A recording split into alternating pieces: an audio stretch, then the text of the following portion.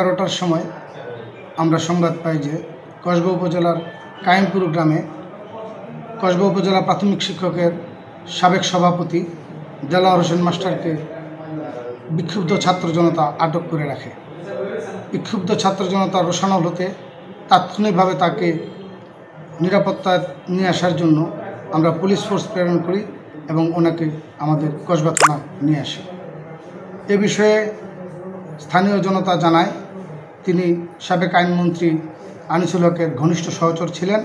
তৎকালীন সময়ে ক্ষমতার অপব্যবহার করে ভূমি দখল, চাঁদাবাজি এবং স্থানীয় জনতার উপর তিনি ব্যাপক জুলুম নিপীড়ন করেছেন।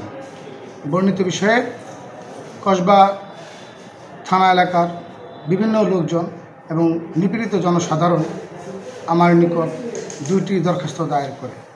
তার একটি চাঁদাবাজি সংক্রান্ত, অপরটি হত্যাকাণ্ড সংক্রান্ত। এই বিষয়ে মামলা রুজুর বিষয় প্রক্রিয়াধীন আছে।